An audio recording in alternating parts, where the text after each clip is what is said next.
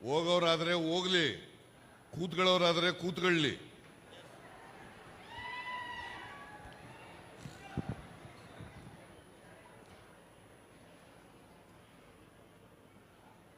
ಸಂವಿಧಾನ ರಕ್ಷಿಸಿ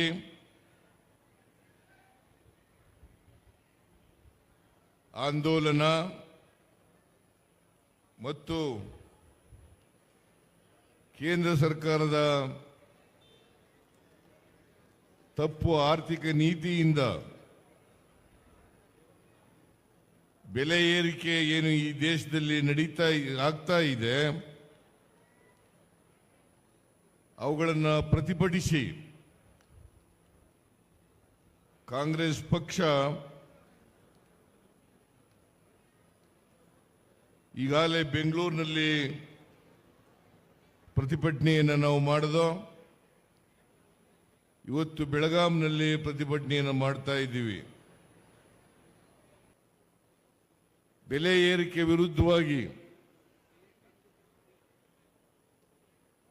ಭಾರತೀಯ ಜನತಾ ಪಕ್ಷದವರು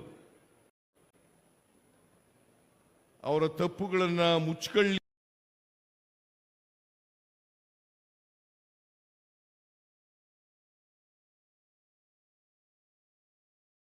ಗೋಸ್ಕರ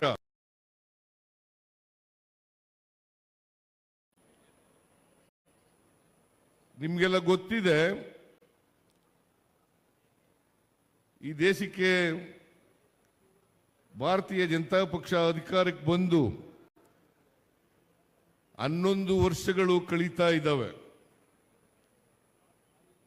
11 ವರ್ಷಗಳ ಹಿಂದೆ ಅಂದರೆ 2014ಕ್ಕಿಂತ 14ರವರೆಗೆ ಮನಮೋಹನ್ ಸಿಂಗ್ ರವರು ಪ್ರಧಾನಮಂತ್ರಿ ಆಗಿದ್ರು. ಅವತ್ತು ಅಗತ್ಯ ವಸ್ತುಗಳ ಬೆಲೆ ಏರಿಕೆ ಏನಿತ್ತು, ಇವತ್ತು ಏನಿದೆ ಅಂತಕ್ಕಂಥದ್ದನ್ನು ತಾವು ಅರ್ಥ ಮಾಡ್ಕೋಬೇಕಾಗ್ತದೆ. ವಿಶೇಷವಾಗಿ ಪೆಟ್ರೋಲ್, ಡೀಸೆಲ್, ಗ್ಯಾಸ್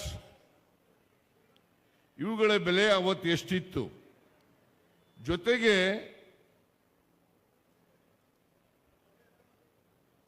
ಅಂತಾರಾಷ್ಟ್ರೀಯ ಮಾರುಕಟ್ಟೆಯಲ್ಲಿ ಕ್ರೂಡ್ ಆಯಿಲ್ ಬೆಲೆ ಎಷ್ಟಿತ್ತು, ಈಗ ಎಷ್ಟಿದೆ ಅಂತಕ್ಕಂಥದ್ದನ್ನು ತಾವು ಅರ್ಥ ಮಾಡ್ಕೋಬೇಕಾಗ್ತದೆ. ಈ ನಾಡಿನ ಜನರಿಗೆ ಸತ್ಯ ಅರ್ಥ ಆಗಬೇಕು. ಯಾರು ಬೆಲೆ ಏರಿಕೆಗೆ ಕಾರಣ,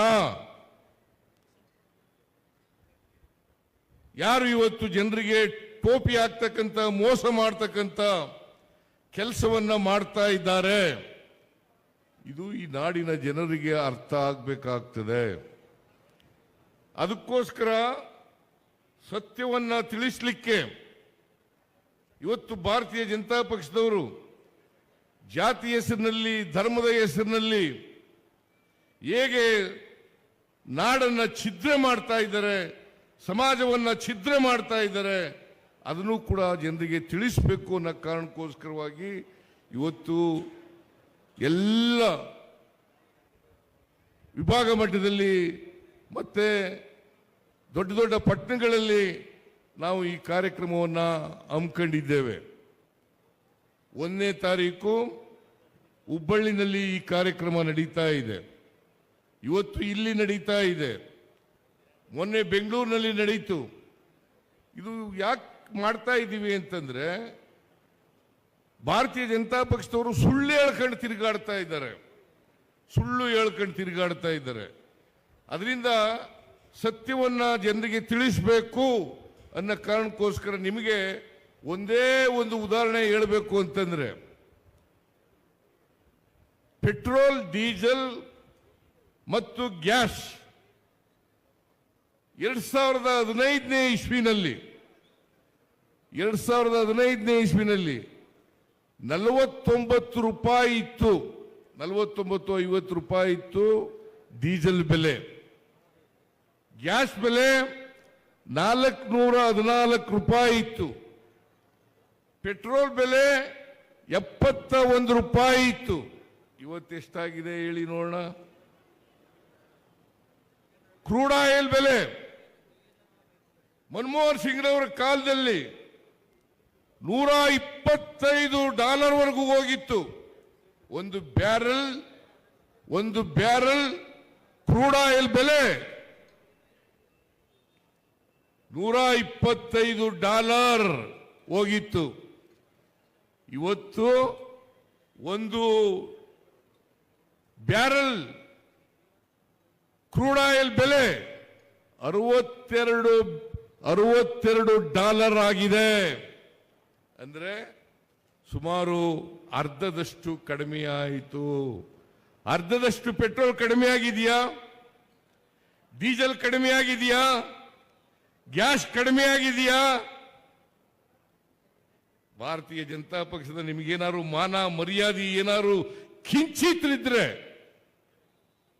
ಜನ ಆಕ್ರೋಶ ಅಂತಕ್ಕಂಥ ಕಾರ್ಯಕ್ರಮವನ್ನು ಹಮ್ಮಿಕೊಳ್ಳಲಿಕ್ಕೆ ನಿಮಗೆ ಯಾವ ನೈತಿಕ ಹಕ್ಕು ಕೂಡ ಇರ್ತಿರ್ಲಿಲ್ಲ ಅಂತಕ್ಕಂಥ ಮಾತುಗಳನ್ನು ಹೇಳಲಿಕ್ಕೆ ಬಯಸ್ತಾ ಇದ್ದೇನೆ.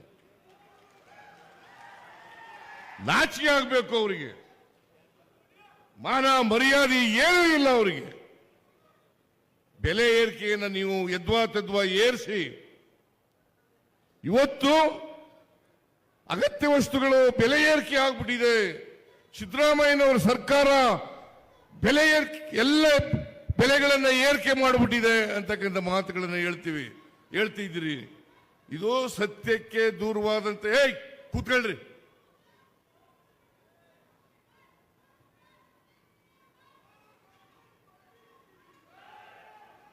ಯಾರ್ರೀ ಅವರು?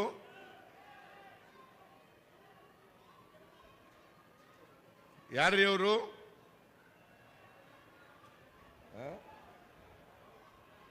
ಯಾರು?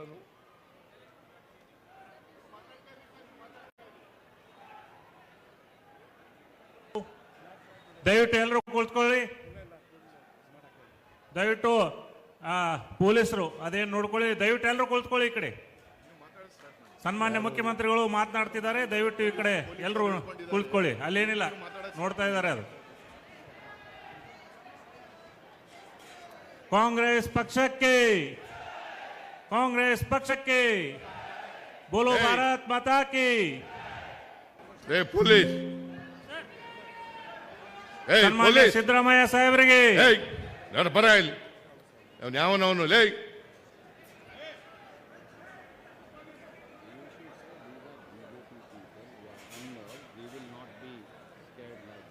No no no.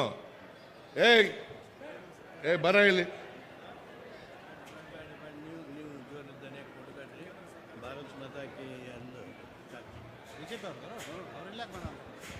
ಬರ ಇಲ್ಲಿ.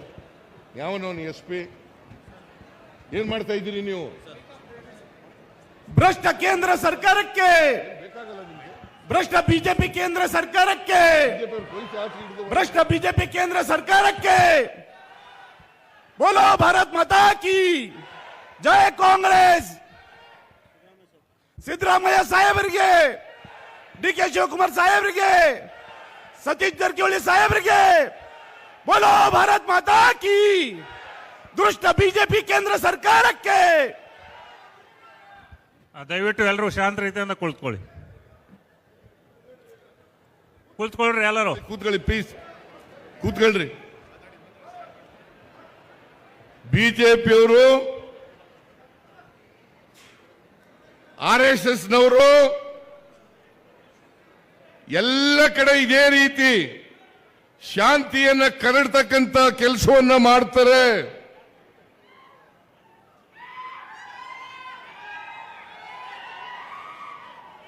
ಸಮಾಜದಲ್ಲಿ ಬೆಂಕಿ ಹಚ್ಚತಕ್ಕಂಥ ಕೆಲಸವನ್ನ ಮಾಡ್ತಾರೆ. ಸಮಾಜವನ್ನು ಒಡಿತಕ್ಕಂಥ ಕೆಲಸವನ್ನ ಮಾಡ್ತಾರೆ. ನಾವು ಈ ಬಿಜೆಪಿಯವರ ಗೊಡ್ಡು ಪ್ರಯತ್ನಗಳಿಗೆ ಎದುರಲ್ಲ.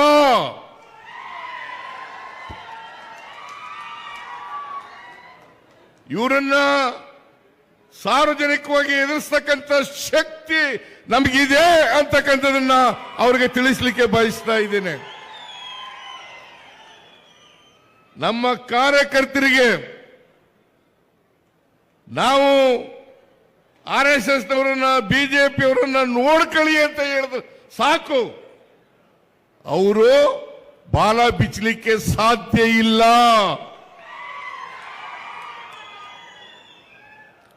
ಅದರಿಂದ ಇಂಥ ದುಷ್ಕೃತ್ಯಗಳನ್ನು ಮಾಡ್ತಾರಲ್ಲ ಬಿಜೆಪಿಯವರು, ಇವರಿಗೆ ಇಡೀ ಕಾಂಗ್ರೆಸ್ನ ಕಾರ್ಯಕರ್ತರ ಪರವಾಗಿ ಅವರಿಗೆ ಧಿಕ್ಕಾರ ಅಂತಕ್ಕಂಥ ಮಾತುಗಳನ್ನು ಹೇಳಲಿಕ್ಕೆ ಬಯಸ್ತಾ ಇದ್ದೇನೆ. ನಾಚಿಕೆ ಆಗಲ್ಲ ನಿಮಗೆ? ಬೆಲೆ ಏರಿಕೆ ಇವತ್ತು ಕಾರಣಕರ್ತರು ಯಾರು? ಬೆಲೆ ಏರಿಕೆ ಇವತ್ತೇನಾದ್ರೂ ಆಗಿದ್ರೆ 2014ರಲ್ಲಿ ಚಿನ್ನದ ಬೆಲೆ 28,000 ರೂಪಾಯಿ ಇತ್ತು. ಇವತ್ತು 1,00,000 ರೂಪಾಯಿ ಆಗಿದೆ. 1,00,000 ರೂಪಾಯಿ ಆಗಿದೆ. ಇದಕ್ಕೆ ಯಾರು ಕಾರಣ? ನಾವು ಕಾರಣನಾ? ಕಾಂಗ್ರೆಸ್ನವ್ರ ಕಾರಣನಾ? ಇದಕ್ಕೆ ಕಾರಣ ನರೇಂದ್ರ ಮೋದಿ ಮತ್ತು ಬಿಜೆಪಿ, ಅಮಿತ್ ಶಾ ಕಾರಣ ಅಂತಕ್ಕಂಥದ್ದನ್ನ ಹೇಳಲಿಕ್ಕೆ ಬಯಸ್ತಾ ಇದ್ದೇನೆ. ಇವತ್ತು ರಾಗಿ ಬೆಲೆ, ಗೋಧಿ ಬೆಲೆ, ಅಕ್ಕಿ ಬೆಲೆ, ಮಜ್ಜಿಗೆ ಬೆಲೆ, ಹಾಲಿನ ಬೆಲೆ, ಮೊಸರಿನ ಬೆಲೆ, ಕೂತ್ಕೊಳ್ರಿ, ಎಲ್ಲರೂ ಕೂತ್ಕೊಳ್ಳಿ. ಈ ಕಡೆ ನೋಡ್ರಿ, ಅಲ್ಲಿ ಅವ್ರಿಗೇನ್ ನೋಡ್ಬಿಡ್ರಿ, ಎಲ್ಲ ಸಾಲ್ವ್ ಇದೆ. ಈ ಕಡೆ ನೋಡ್ರಿ, ಈ ಕಡೆ.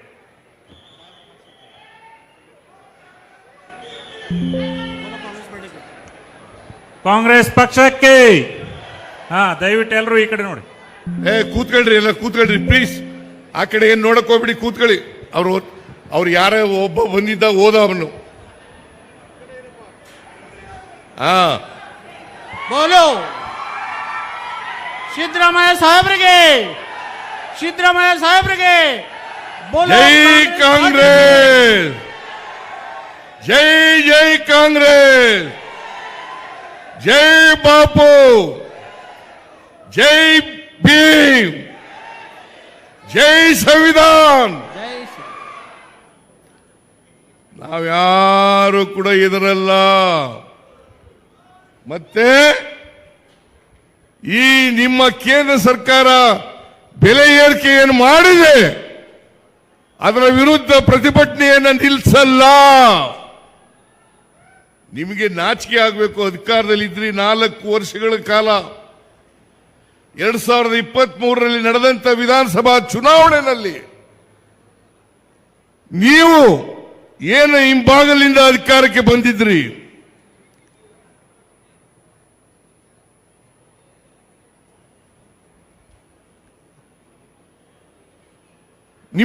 ನಿಮ್ಮನ್ನ ಸೋಲಿಸಿ 136 ಸ್ಥಾನಗಳನ್ನು ನಮಗೆ ಕೊಟ್ಟರು.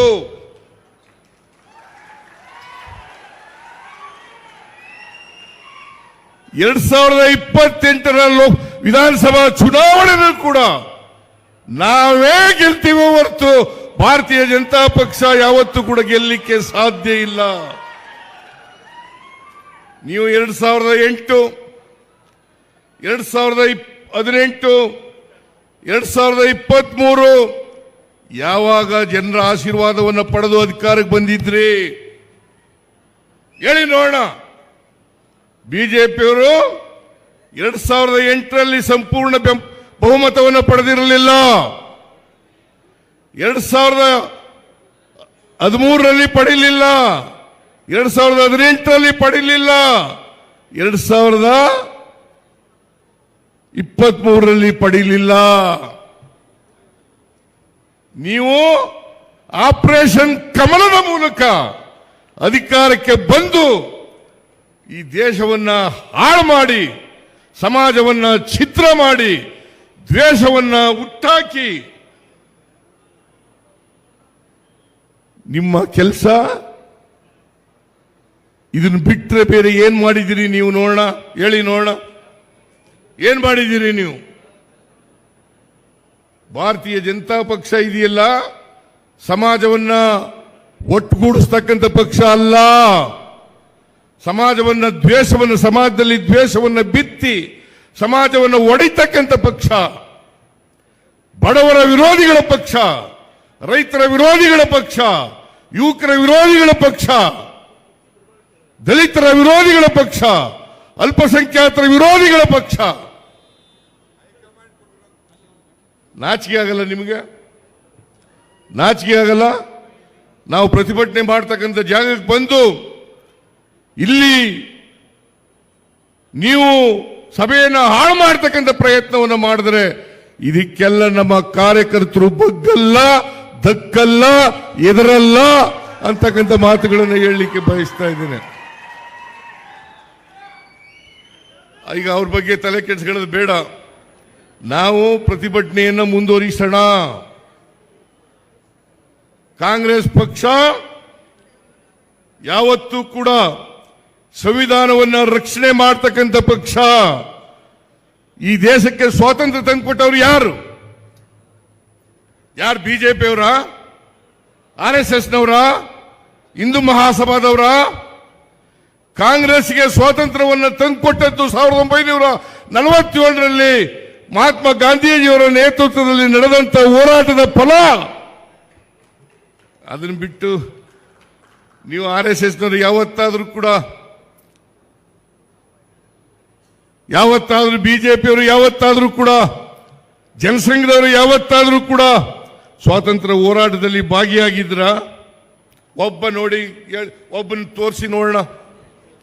ಸ್ವಾತಂತ್ರ್ಯ ಹೋರಾಟಕ್ಕೋಸ್ಕರ ಜೈಲಿಗೆ ಹೋಗಿರ್ತಕ್ಕಂಥದ್ದ ಒಬ್ಬ ನಾಯಕರನ್ನ ತೋರಿಸಿ ನೋಡೋಣ. ಇವತ್ತು ದೇಶಕ್ಕೆ ಸ್ವಾತಂತ್ರ್ಯ ತಂದು ಕೊಟ್ಟಿರ್ತಕ್ಕಂಥವರು ಕಾಂಗ್ರೆಸ್ನವರು. ಕಾಂಗ್ರೆಸ್ನ ಮಹಾತ್ಮ ಗಾಂಧೀಜಿಯವರ ನೇತೃತ್ವದಲ್ಲಿ ಹೋರಾಟ ಮಾಡಿದ್ರು 1924ನೇ ಇಸ್ವಿನಲ್ಲಿ. 1924ನೇ ಇಸ್ವಿನಲ್ಲಿ ಇಲ್ಲಿ AICC ಸಭೆ ನಡೆಯಿತು, ವರ್ಕಿಂಗ್ ಕಮಿಟಿ ಸಭೆ ನಡೆಯಿತು. ಅದಕ್ಕೆ ಅನುಗುಣವಾಗಿ ನಾವು 100 ವರ್ಷ ತುಂಬುತ್ತಲ್ಲ ಅಂತೇಳಿ ಇಲ್ಲಿ ನಾವು ದೊಡ್ಡ ಸಮಾವೇಶವನ್ನು ಮಾಡಿದ್ರು. ಅವತ್ತೇ ಮನಮೋಹನ್ ಸಿಂಗ್ರವರು ಕಾಲ ಆದರು. ಆದ್ದರಿಂದ ಹೆಚ್ಚು ದೊಡ್ಡ ಸಂಖ್ಯೆಯಲ್ಲಿ ಮಾಡಲಿಕ್ಕೆ ಆಗಲಿಲ್ಲ. ನಾವು ಇನ್ನೊಂದು ದಿನ ಮಾಡಿದೋ. ಆದರೆ ಬಿಜೆಪಿಯವರು ಯಾವತ್ತಾದರೂ ಒಂದು ದಿನ ಸ್ವಾತಂತ್ರ್ಯ ಹೋರಾಟದಲ್ಲಿ ಭಾಗವಹಿಸಿರ್ತಕ್ಕಂಥ ಒಂದು ನಿದರ್ಶನ ಇಲ್ಲ.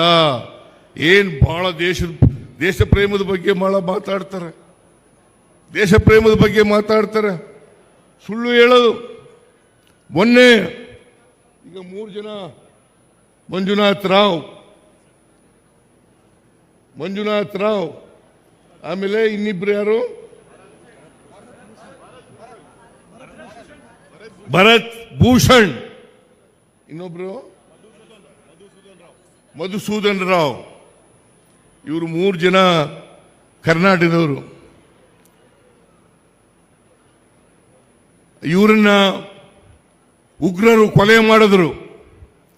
ಆ ಕೊಲೆ ಮಾಡಿದಂತ ಸಂದರ್ಭದಲ್ಲಿ ಒಬ್ಬ ಪೊಲೀಸ್ನವನು ಇರಲಿಲ್ಲ ಅಲ್ಲಿ,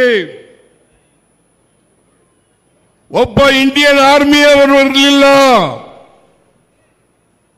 ಇದು ಸೆಕ್ಯೂರಿಟಿ ಫೇಲ್ಯೂರ್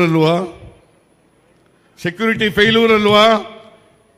ಮೊನ್ನೆ ಈಗ ಒಂದು ಕೆಲವು ವರ್ಷಗಳ ಹಿಂದೆ ಪುಲ್ವಾಮಾ ಇನ್ಸಿಡೆಂಟ್ ನಡೆದಿತ್ತು ಅದೇ ಜಿಲ್ಲೆನಲ್ಲಿ.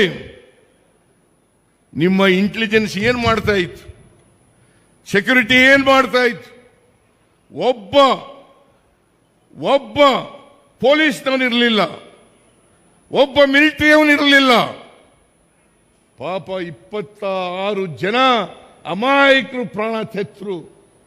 ಇದಕ್ಕೆ ಯಾರು ಕಾರಣ? ಇದಕ್ಕೆ ಯಾರ ವಿಫಲ ಇದು?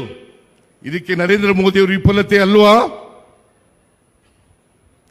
ನರೇಂದ್ರ ಮೋದಿಯವರ ವಿಫಲತೆ ಅಲ್ಲ? ಅಮಿತ್ ಶಾ ಅವರ ವಿಫಲತೆ ಅಲ್ವಾ?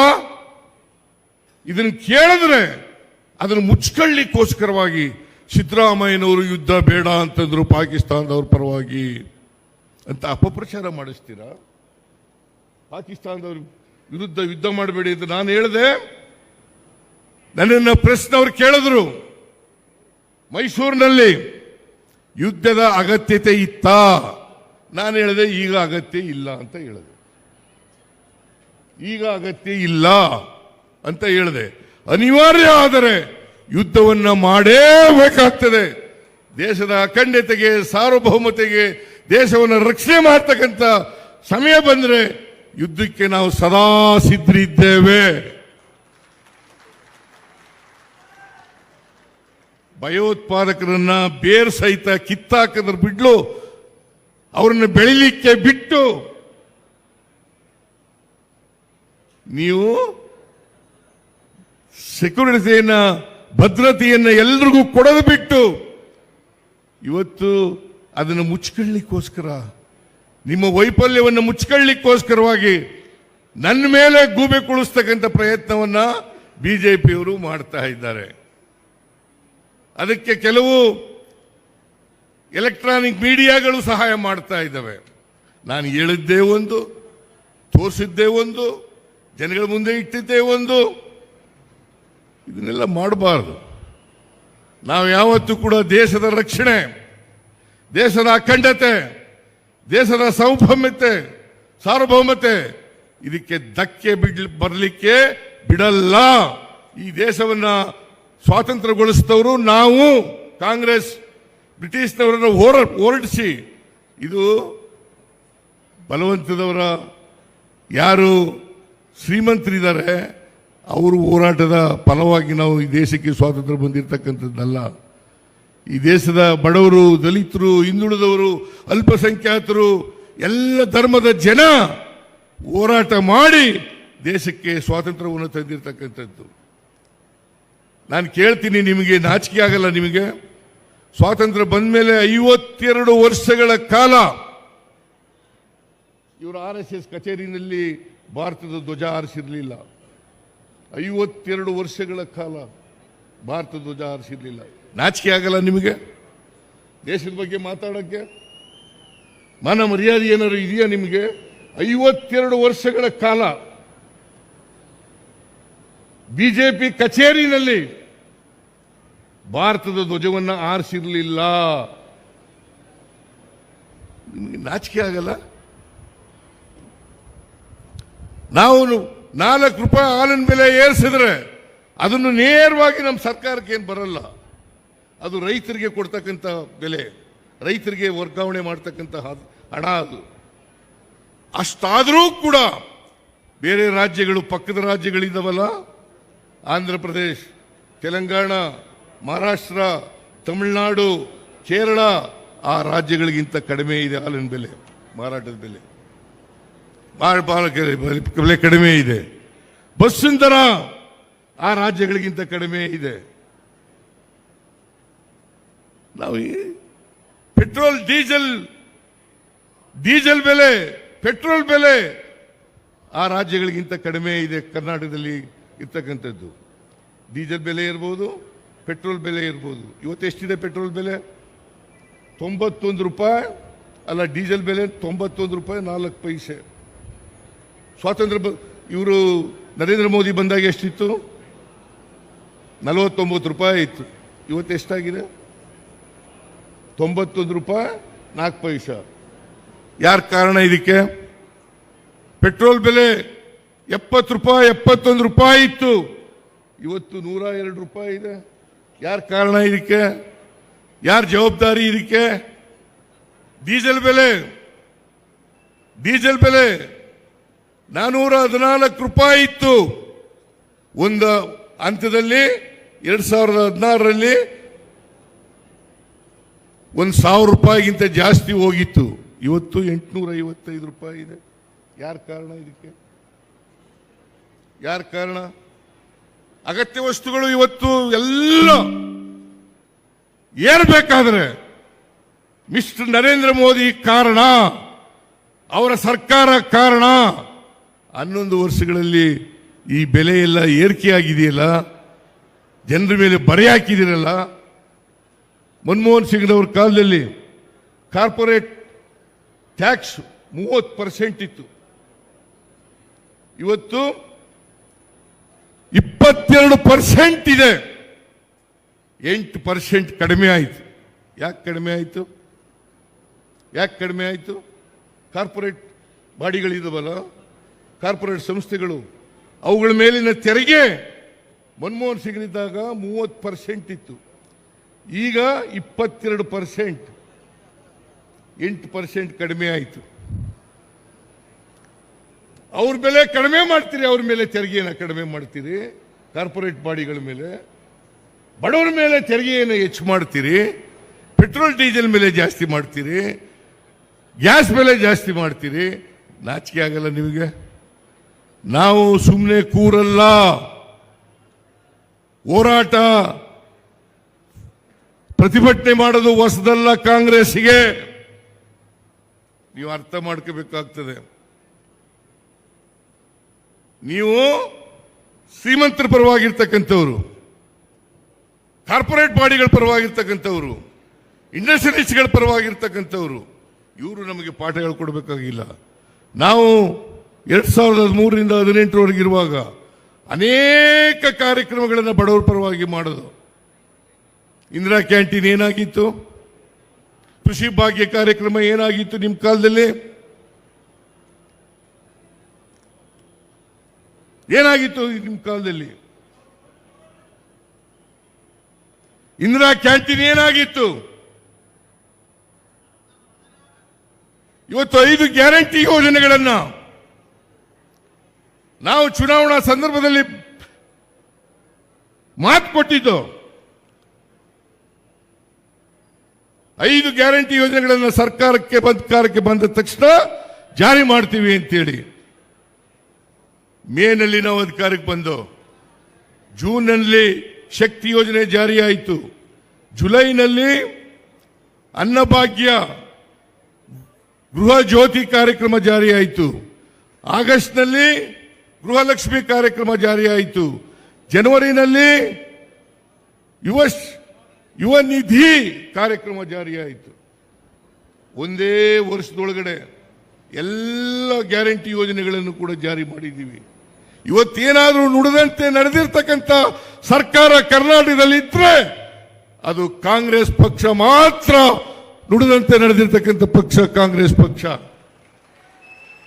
ಇವತ್ತು ನಾವೇನು ಹೇಳ್ತೀವಿ, ಭಾರತೀಯ ಜನತಾ ಪಕ್ಷದವರು ಸುಳ್ಳು ಹೇಳ್ಕೊಂಡು ತಿರುಗಾಡ್ತಾರೆ, ನಮ್ಮ ಮೇಲೆ ಇಲ್ಲದ ಆಪಾದನೆಗಳನ್ನು ಮಾಡೋದು, ಅಪಪ್ರಚಾರ ಮಾಡ್ತಕ್ಕಂಥದ್ದು. ದುಡ್ಡಿಲ್ಲ, ಗ್ಯಾರಂಟಿ ಯೋಜನೆಗಳಿಗೆ ದುಡ್ಡು ಖರ್ಚು ಮಾಡಿಬಿಟ್ಟು ಅಭಿವೃದ್ಧಿ ಕೆಲಸ ಕುಂಠಿತ ಆಗ್ಬಿಟ್ಟದೆ. ನಾನು ಹೇಳ್ತೀನಿ, ನಾವು ಅಧಿಕಾರಕ್ಕೆ ಬಂದ ಮೊದಲನೇ ವರ್ಷ 43,000 ಕೋಟಿ ರೂಪಾಯಿಗಳನ್ನು ಕ್ಯಾಪಿಟಲ್ ಎಕ್ಸ್ಪೆಂಡಿಚರ್ ಮಾಡಿದ್ದು. 43,000 ಕೋಟಿ. ಆಮೇಲೆ 24-25ರಲ್ಲಿ 52,000 ಕೋಟಿ ರೂಪಾಯಿಗಳನ್ನು ಮಾಡಿದ್ದು. ಮೊನ್ನೆ ಈ ವರ್ಷ ಆರ್ಥಿಕ ವರ್ಷದಲ್ಲಿ 83,000 ಕೋಟಿ ರೂಪಾಯಿಗಳನ್ನು ಮಾಡ್ತಾ ಇದ್ದೀವಿ. ದಿವಾಳಿಯಾಗಿರ್ತಕ್ಕಂಥ ಪಕ್ಷ ಮಾಡಕ್ ಸಾಧ್ಯನಾ?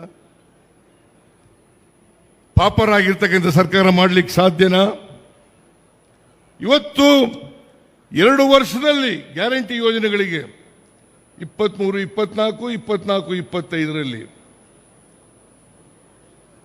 2 ವರ್ಷದಲ್ಲಿ 80,000 ಕೋಟಿ ರೂಪಾಯಿಗಳನ್ನ ಯೋಜನೆಗಳಿಗೆ ಖರ್ಚು ಮಾಡಿದ್ದೀವಿ. ಗ್ಯಾರಂಟಿ ಯೋಜನೆಗಳಿಗೆ 80,000 ಕೋಟಿ ರೂಪಾಯಿಗಳನ್ನು. ಇದ್ರ ಜೊತೆಗೆ ಈ ವರ್ಷ 83,000 ಕೋಟಿ ಕ್ಯಾಪಿಟಲ್ ಎಕ್ಸ್ಪೆಂಡಿಚರ್ನ ಖರ್ಚು ಮಾಡ್ತಾ ಇದ್ದೀವಿ. ಮತ್ತೆ 50,000 ಕೋಟಿಗೂ ಹೆಚ್ಚು ಯೋಜನೆಗಳಿಗೆ ಖರ್ಚು ಮಾಡ್ತಾ ಇದ್ದೀವಿ. ಸುಮಾರು 130 ಕೋಟಿಗೂ ಹೆಚ್ಚು ಹಣವನ್ನ ಅಭಿವೃದ್ಧಿ ಕೆಲಸಗಳಿಗೆ ಖರ್ಚು ಮಾಡ್ತಾ ಇದ್ದೀವಿ. ನೀರಾವರಿಗೆ ಎಷ್ಟು ಖರ್ಚು ಮಾಡ್ತೀವಿ ಗೊತ್ತಾ ನಿಮಗೆ? ಮೇಜರ್ ಅಂಡ್ ಮೀಡಿಯಂ ಇರಿಗೇಷನ್ಗೆ 22,000 ಕೋಟಿ, ಸಣ್ಣ ನೀರಾವರಿಗೆ 3,000 ಕೋಟಿ, ಒಟ್ಟು 25,000 ಕೋಟಿ ರೂಪಾಯಿಯನ್ನ 1 ವರ್ಷದಲ್ಲಿ ನೀರಾವರಿಗೆ ಖರ್ಚು ಮಾಡ್ತಾ ಇದ್ದೀವಿ. ಇದು ಗೊತ್ತಾಗಲ್ಲ ನಿಮಗೆ? ಗೊತ್ತಾಗಲ್ಲ ನಿಮಗೆ? ದಿವಾಳಿ ಆಗಿರ್ತಕ್ಕಂಥ ಸರ್ಕಾರ ಮಾಡಲಿಕ್ಕೆ ಸಾಧ್ಯನಾ? ನಾವು ಗ್ಯಾರಂಟಿ ಯೋಜನೆಗಳಿಗೂ ಹಣ ಖರ್ಚು ಮಾಡ್ತಾ ಇದ್ದೀವಿ, ಜೊತೆಗೆ ಅಭಿವೃದ್ಧಿ ಕೆಲಸಗಳಿಗೂ ಕೂಡ ಹಣ ಖರ್ಚು ಮಾಡ್ತಾ ಇದ್ದೀವಿ. ನೀರಾವರಿ ಯೋಜನೆ, PWD, ಶಿಕ್ಷಣ, ಆರೋಗ್ಯ, ಗ್ರಾಮೀಣ ಅಭಿವೃದ್ಧಿ ಇಲಾಖೆ, ಎಲ್ಲ ಇಲಾಖೆಗಳಿಗೂ ಕೂಡ ಹಣ ಖರ್ಚು ಮಾಡ್ತಾ ಇದ್ದೀವಿ. ಆದ್ರಿಂದ ಕಾಂಗ್ರೆಸ್ ಸರ್ಕಾರ ಕರ್ನಾಟಕ ರಾಜ್ಯದಲ್ಲಿ ಬೆಲೆ ಏರಿಕೆ, ಕೆಲವು ಪದಾರ್ಥಗಳ ಮೇಲೆ ಬೆಲೆ ಏರಿಕೆ ಮಾಡಿದರೂ ಕೂಡ ಪಕ್ಕದ ರಾಜ್ಯಗಳು ಆಂಧ್ರ, ತೆಲಂಗಾಣ, ತಮಿಳುನಾಡು, ಕೇರಳ, ಮಹಾರಾಷ್ಟ್ರ ಆ ಎಲ್ಲ ರಾಜ್ಯಗಳಿಗಿಂತ ಕಡಿಮೆ ಇದೆ. ಎಲ್ಲ ಕಡಿಮೆ ಇದೆ. ಪೆಟ್ರೋಲ್ ಕಡಿಮೆ ಇದೆ, ಡೀಸೆಲ್ ಕಡಿಮೆ ಇದೆ, ಹಾಲಿನ ದರ ಕಡಿಮೆ ಇದೆ, ಬಸ್ಸಿನ ದರ ಕಡಿಮೆ ಇದೆ. ನಾವು ಇವತ್ತು ಎಲ್ಲ ಪದಾರ್ಥಗಳ ಬೆಲೆಗಳನ್ನು ನಿಯಂತ್ರಣದಲ್ಲಿ ಇಟ್ಟುಕೊಂಡು ರಾಜ್ಯವನ್ನು ಅಭಿವೃದ್ಧಿಯತ್ತ ಕೊಂಡೊಯ್ತಕ್ಕಂಥ ಪ್ರಯತ್ನವನ್ನು ಮಾಡ್ತಾ ಇದ್ದೀವಿ. ನೀವು 4.5 ಲಕ್ಷ ಕೋಟಿ ಕರ್ನಾಟಕದಿಂದ ತೆರಿಗೆ ರೂಪದಲ್ಲಿ ಕಲೆಕ್ಟ್ ಆಗುತ್ತೆ.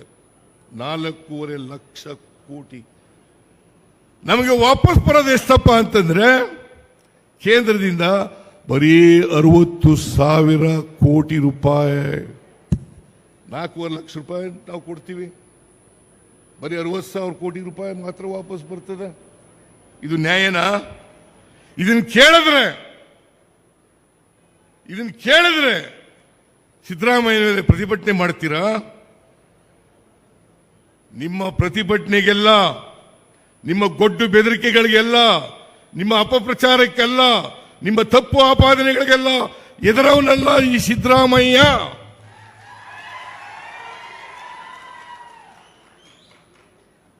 ನಿಮ್ಮನ್ನ ಮೆಟ್ಟಿ ನಿಲ್ತಕ್ಕಂಥದ್ದೇ ಕಾಂಗ್ರೆಸ್ ಪಕ್ಷದ ಧ್ಯೇಯ.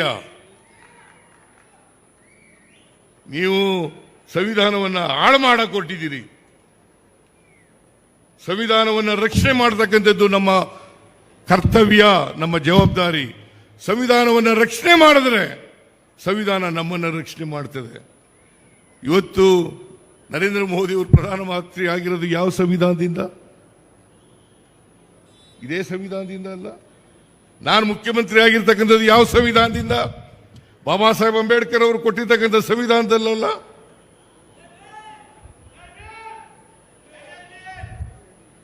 ಆದ್ರಿಂದ ನಾನು ಹೆಚ್ಚು ಮಾತನಾಡ್ಲಿಕ್ಕೆ ಹೋಗಲ್ಲ, ಸಮಯ ಆಗ್ಬಿಟ್ಟಿದೆ.